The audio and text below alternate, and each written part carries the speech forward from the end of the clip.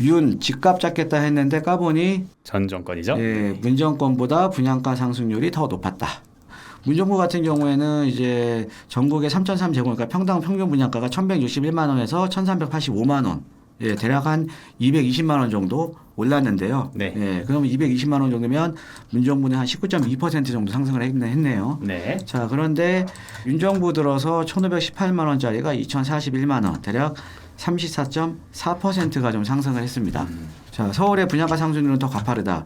2022년 3,400제곱미터당 3,476만 원이던 아파트 분양가는 올해 5,456만 원으로 56.9% 치솟았다. 네.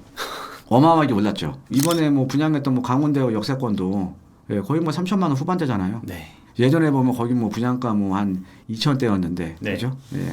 대표님 근데 이게요. 그 입지가 22년엔 좀 안 좋은 데서 많이 나오고 23년엔 좀 좋은 데서 많이 나왔을 가능성도 있을까요?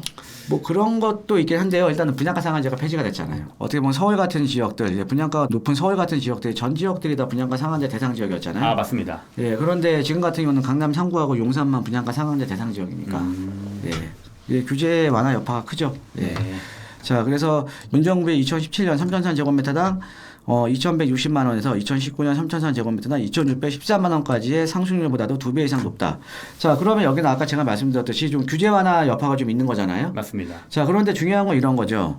만약에 아파트 20억짜리, 시세가 20억짜리에 분양가 상한제 적용을 받으면 뭐 한 13, 4억 정도 나오겠죠. 자, 그러면 이 분양가 상한제 도입 취지는 뭐냐면 아파트 20억짜리 13, 4억에 분양을 하면 이 분양가에 맞춰서 아파트 가격이 떨어진다라는 가정하에 분양가 상한제를 도입을 하는 거잖아요. 그렇죠.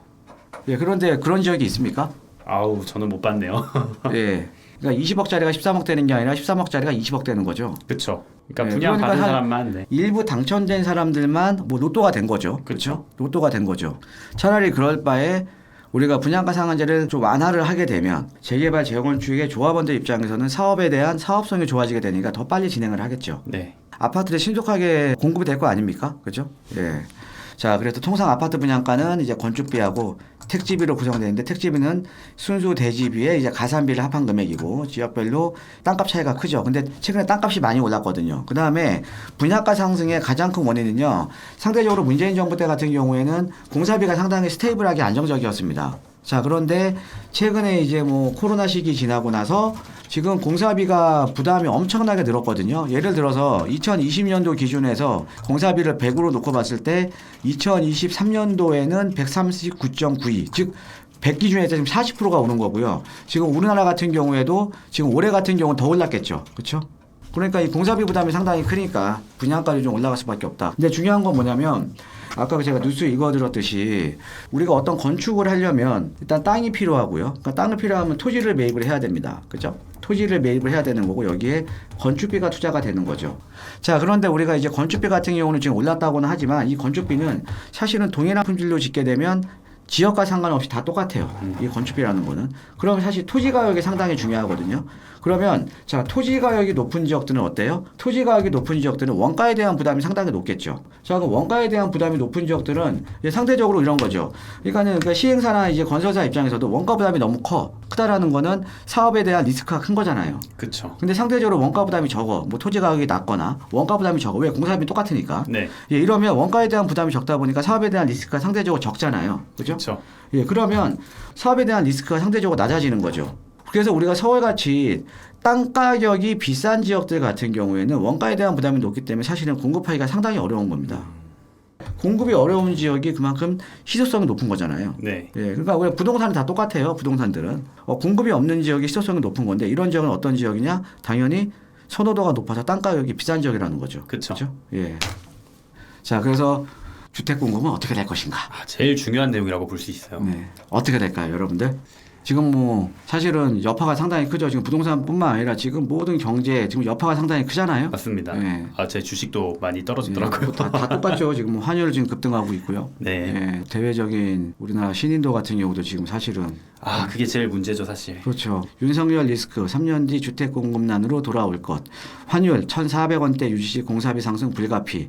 예, 아이고. 건설업계는 주택 건설 수주를 줄이겠죠. 그래서 위험을 낮추고 그 다음에 환율이 높게 되면 자, 건설사 입장에서는 외국에서 돈 버는 게 훨씬 편하겠죠. 그렇죠. 예. 원자재 수입하는 것도 부담일 거고요. 예, 자, 12.3 비상계엄 사태로 국내 주택시장 전망도 어두워지고 있다. 예, 지금 뭐 거래량 지금 뭐 거의 거래 없잖아요, 그렇죠? 예. 그렇죠. 당장 내년부터 수도권을 중심으로 주택 공급난이 가시화되고 있지만 국정 공백 상태가 이어지면서 정부의 주택 공급 정책이 제대로 작동하기 어려울 것이라는 예측도 있다. 자, 이게 어떤 거냐면요, 여러분 잘 들으세요. 각 정부 때마다 우리가 부동산 시장에 대한 정책이 있습니다. 이명박 정부 때 같은 경우에는 이제 보금자리 주택. 그 다음에 이제 우리가 최근에 이제 문재인 정부 같은 경우에는 재개발 재건축 이런 것도 공공재가 들어가는 공공이 주도하는 재개발 재건축. 네. 그 다음에 이제 윤석열 정부 들어서요. 크게 보면 우리가 부동산 주택 공급에 대한 대책을 크게 보면 세 가지로 보시면 될 것 같아요. 첫 번째가 어떤 거냐면 여러분들 잘 아시다시피 이제 그린벨트 해제. 주택에 대한 수요가 가장 많은 서울에 이제 주택 공급을 확대를 하겠다. 그 다음에 재개발 재건축에 대한 규제 완화입니다. 물론 지금도 재개발 재건축에 대한 규제 완화가 많이 이루어졌는데 이 외에도 이번에 88 대책에 나온 내용을 보면 재개발 재건축 촉진을 위한 특례법이 있어요. 그래서 여러 가지 지금 안들이 거기에 들어가 있거든요. 그래서 재개발 재건축 완화 추가 완화를 통한 정비사업 활성화 이게 이제 두 번째고요. 네. 예, 그 다음에 세 번째가 어떤 거냐면 1기 신도시 특별법입니다. 예, 원래 이제 정확한 명칭은 노후계획도시 촉진을 위한 특별법인데 크게 보면 세 가지거든요. 자, 그런데 이 사태가 지금 일어나면서 누구도 예상하지 못했죠. 그렇죠. 예, 저도 장난인 줄 알았습니다. 저도 근데 뉴스 보고 네. 깜짝 놀랐어요. 저도 그 인터넷에서 처음 알았는데 저는 이거 무슨 뭐 짜집기 한줄 알았어요. 예, 그날. 자, 그런데 지금 보면 현 정부에서 추진하고 있는 부동산 대책이요. 장기간 표류될 가능성이 상당히 높습니다.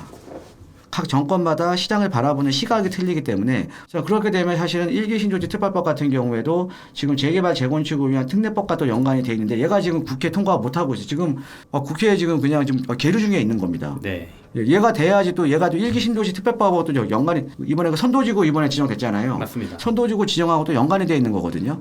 자, 그리고 그린벨트 해제 같은 경우도 마찬가지죠. 그린벨트 해제 같은 경우도 지금 이 상황에서 뭐 추진할 동력이 지금 완전히 상실이 된 거죠. 그죠? 그러면은 지금 사실은 지금도 가뜩이나 주택 공급이 지금 부족한 지금 지경이거든요. 지금이 중요한 게 아니라 앞으로 향후가 더 중요한 거예요. 주택 공급이 안 된다라는 거는 우리가 수요가 높은 지역에서는 또 가격으로 또 반영이 될 수밖에 없다라는 거죠. 그렇죠. 자, 건설업계는 이미 몇 년 전부터 전체 사업에서 정비사업 등 주택건설 사업 비중을 줄여나가고 있고 또 연간 단위로 수입하는 건설 자재의 경우 단기간에 환율 변동에 영향을 받지는 않기 때문에 환율 급등에 따른 당장의 피해는 크지 않을 것으로 보고 있다. 그러나 우리나라 달러당 1,400원을 웃도는 고환율 추세가 지속될 경우에는 당연히 건설 원자재 가격 상승도 불가피하다는 거죠. 그래서 한 국내 대형 건설사 관계자는 외국에서 수입하는 철근, 모래, 유연탄 등 자재들은 환율에 민감해서 우리로 신경을 쓰고 있는데 근데 대부분의 대형 건설사들은 자재를 연 단위로 계약하기 때문에 당장의 환율 상승으로 인한 공사비가 민감하게 오르내리지는 않는다. 다만 지금 상황이 장기화된다면 공사비 인상은 불가피하다. 거기에다가 자, 민간 건설사들이 유연 부담을 줄이기 위해 국내 건설 수주 비중을 더 낮출 경우 향후 3, 4년 내에 주택 시장 공급 불안이 더 커질 수 있다라는 점이다. 국내 민간 건설사의 지난해 인허가 물량이 크게 줄어든 상황에서 건설사들이 리스크 관리에 주력할 경우 몇 년 안에 공급이 수요를 크게 밑도는 상황이 발생할 수 있다는 얘기다. 자, 이렇게 지금 사실은 우리가 주택 공급을 하기가 지금 어려워진 가운데 공급이 얼마나 줄었길래 신축 아파트 기해진다. 올해 주택 인허가 실적 11년 만에 최저. 지난해 주택건설 인허가 실적은 42만 8,744호로 2020년 대비 공동주택 부문은 약 3만 8천 호 증가했습니다. 공공주택 부분. 그런데 민간주택은 13만 천여 가구가 감소를 했습니다. 그래서 실적 감소세는 올해 더 큰 것으로 나타났다. 그러니까 지난해에도 지지난해 대비해서 많이 줄었는데 올해도 또 줄었어요. 국토교통부가 지난달 29일 발표한 24년 10월 통계 자료를 보면 올해 10월까지의 주택건설 인허가 실적은 24만 4,770호로 전년 동기 대비해서 19.1% 감소했다. 여러 가지 이유가 있겠죠. 일단은 지방 아파트 시장이라든가 주택 시장 같은 경우에는 시장이 양극화되면서 뭐 지어도 뭐 안 팔리는 거니까. 그쵸. 그렇죠. 예, 그다음에 서울 같은 경우에는 이제 예전에는 사업성에 나왔던 현장들이 공사비가 급등을 하면서 추가 분담금 부담이 높아지면서 사업성이 안 나오는 현장들이 지금 많이 생겨버린 겁니다. 아, 네. 예, 그러니까 어떤 거냐면 여러분들 투자를 하실 때도요. 우리가 보통 보면 소액으로 이렇게 뭐 재개발, 개발 압력 높은데 이렇게 많이 접근을 하시잖아요. 근데 이런 지역들도 어떻게 접근을 하셔야 되냐면 보통 이제 이런 지역들은 초기 단계 때 많이 올라요. 예, 어떤 얘기가 나오면 뭐 개발 얘기 나온다, 주민 설명회 연다, 아니면 동의서 진구 시작됐다. 그럼 그때 가격이 많이 오르거든요. 예, 그런데 어떻게 접근을 하셔야 되냐면 모아타운, 신속통합계, 역세권 개발 이런 게 선정이나 지정되는 게 중요한 게 아닙니다. 중요한 거는 끝까지 사업이 진행이 될 지역을 들어가야 된다는 거죠. 왜? 예전하고 지금하고 외부적인 요인 때문에, 즉 그 사업비에 대한 부담 때문에 아까 제가 빌라 시장도 지금 양극화된다라고 했었잖아요. 예, 재개발, 재건축 시장도 양극화입니다. 되는 지역, 안 되는 지역. 그래서 여러분들 이제 지금은 정말 옥석을 잘 가리셔야 돼요. 네. 예, 옥석을 잘 가리셔야 됩니다. 네.